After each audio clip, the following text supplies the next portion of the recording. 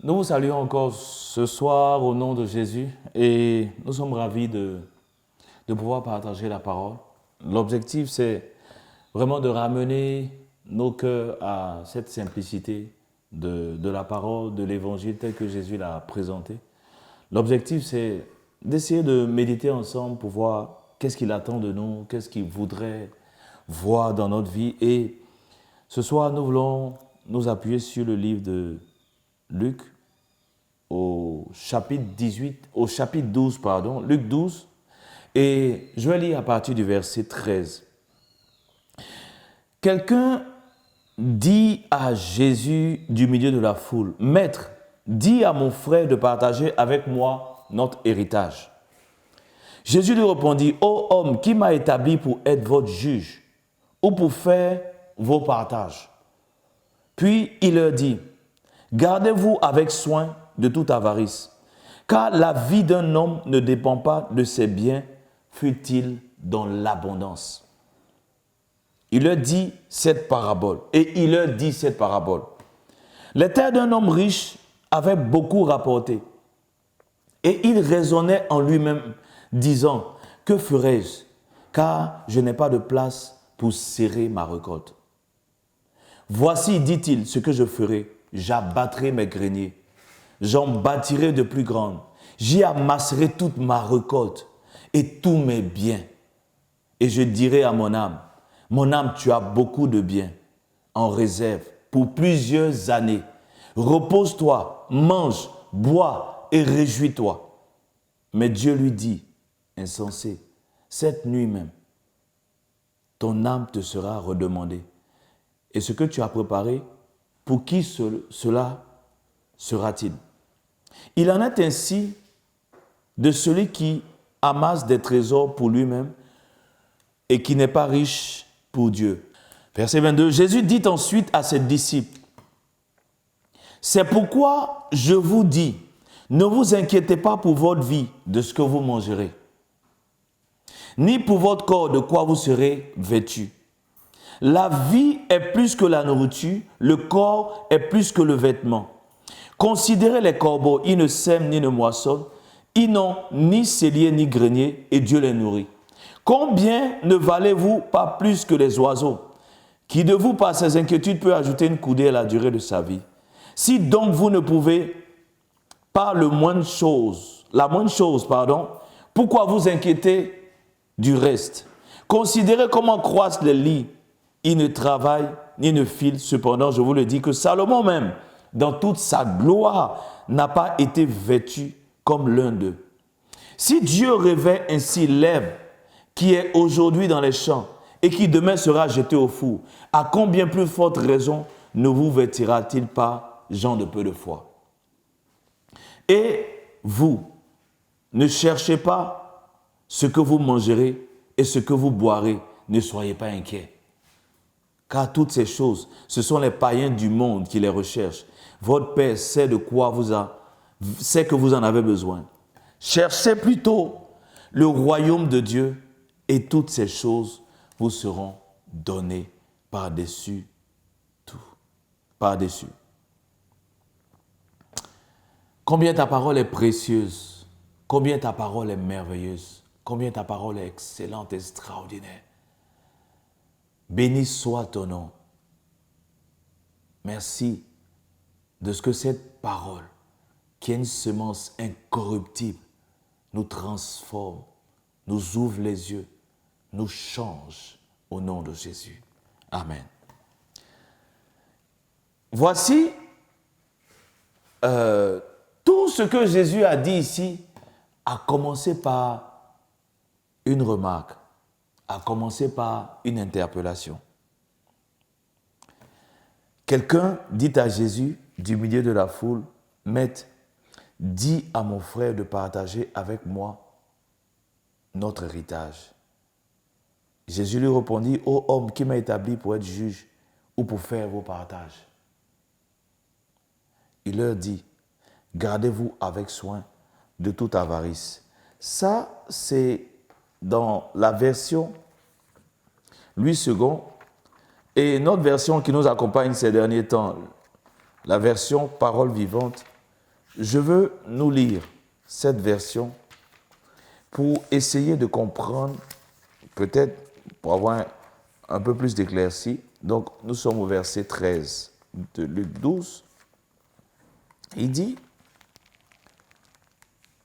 « Du milieu de la foule, un homme appela Jésus. « Maître, ne pourrais-tu pas dire à mon frère de partager avec moi l'héritage que notre Père nous a laissé ?» Mais Jésus lui dit, « Mon ami, qui m'a chargé d'être votre juge ou votre arbitre en matière d'héritage ?» Puis il dit à tous ceux qui étaient là, « Gardez-vous avec soin de l'avidité sous toutes ses formes. » En fait, Jésus est en train de dire de ne pas être, les anglophones disent greedy, de ne pas être gourmand, de ne pas être avide, de ne pas rechercher les choses. Parce que par la suite, ça va être un peu plus clair. Jésus va donner une parabole et il va dire que quelle que soit l'abondance dans laquelle nous sommes, notre vie ne dépend pas de ce que nous possédons. Une fois qu'on a donné notre vie à Jésus-Christ, nous sommes devenus enfants de Dieu et notre vie va dépendre dorénavant de celui qui est devenu maintenant notre Père. Voici quelqu'un, au travers de cette parabole, qui dit, « Je dirai à mon âme, tu as beaucoup de biens en réserve pour plusieurs années. Repose-toi, mange, bois et réjouis-toi. » A priori, on a envie de dire, il n'y a rien de mal. Mais quel était le problème? Sa vie allait commencer à dépendre de ses biens, de ses possessions et non de Dieu. Une fois que nous avons donné notre vie à Jésus-Christ, Dieu est devenu notre Père. Et Jésus nous explique que de cette même manière que le Père prend soin des oiseaux, que le Père revêt les lits des champs, étant devenu notre Père, c'est lui qui va prendre soin de nous pour ne pas que nous nous trompions de combat. Parce que notre combat, ce n'est pas la recherche effrénée des biens, mais la recherche du royaume et de la justice de Dieu. Donc, c'est en réponse à cet homme qui parlait d'emmener Jésus partager l'héritage qu'on a donné. Il dit, attention, soyez délivrés de toute avidité. En d'autres termes, soyez délivrés du désir de posséder.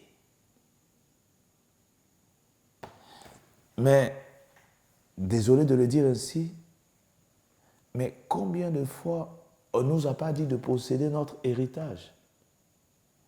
Mais la Bible est claire. Il dit, dans le livre d'Éphésiens, que l'héritage est dans les cieux. L'héritage n'est pas sur la terre. Pourquoi, en fait, la Bible nous dit clairement que l'héritage n'est pas sur cette terre? Parce que l'objectif que nous devons poursuivre, c'est la justice de Dieu. Le royaume et la justice de Dieu.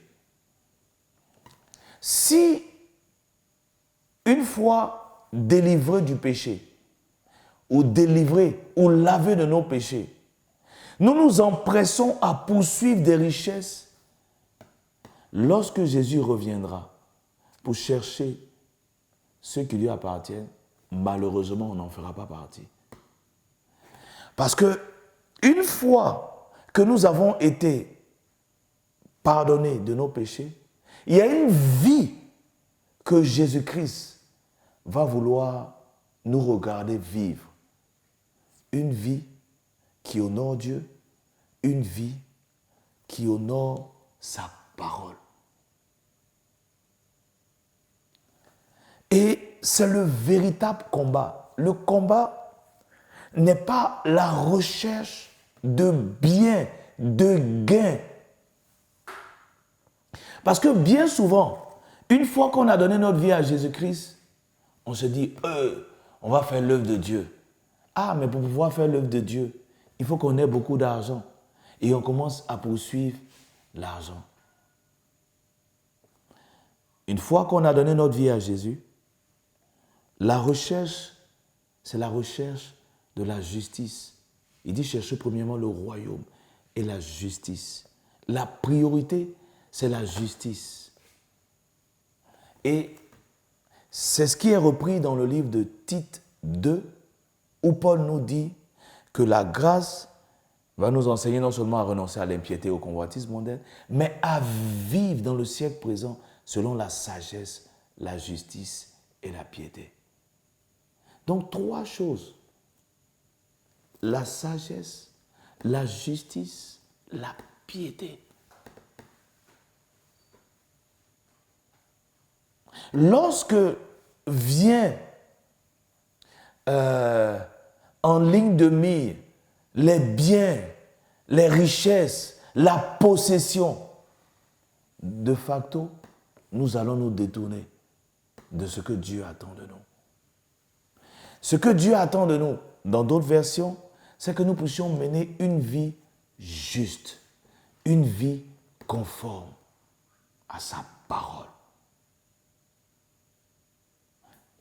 C'est la raison pour laquelle il nous dit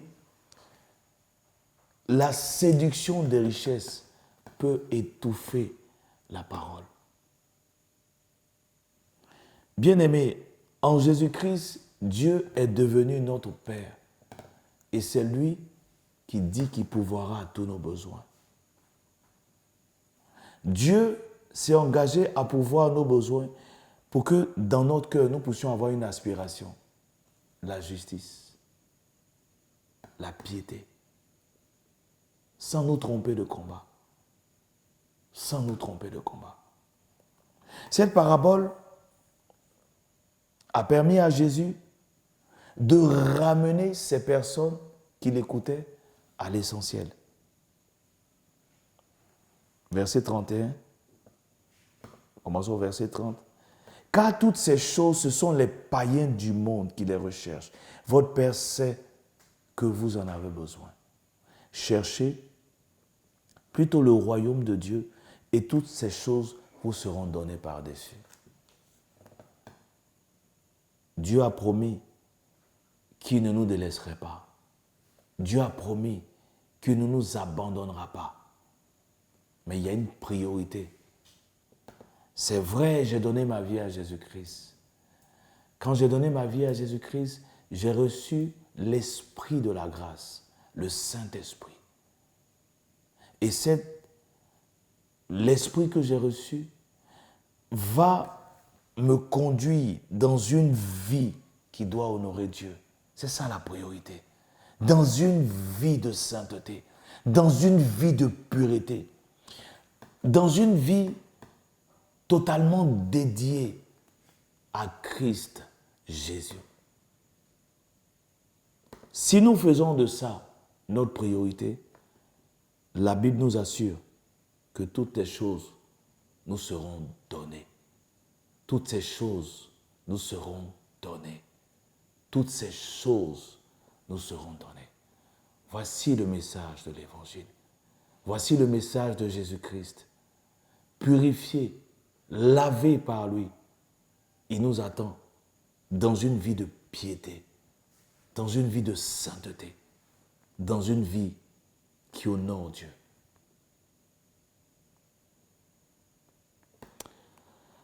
Oh, ta parole est tellement vraie, Père. Et ce soir encore, tu nous donnes de pouvoir nous refocaliser sur l'essentiel. Nous nous sommes posés des questions à savoir, qu'est-ce qu'on fait? On a donné notre vie à Jésus, est-ce que ça s'arrête là? Et nous voulons reprendre encore ce passage où tu nous dis, au travers de Paul, car la grâce de Dieu, source de salut, pour tous les hommes a été manifestée. Elle nous enseigne à renoncer à l'impiété et au convoitisme mondain et à vivre dans le siècle présent selon la sagesse, la justice et la piété. Il y a une vie que tu attends. Il y a une vie que tu attends que nous puissions mener. Béni sois-tu. Nous sommes d'accord. Merci Saint-Esprit. Au nom puissant de Jésus. Amen.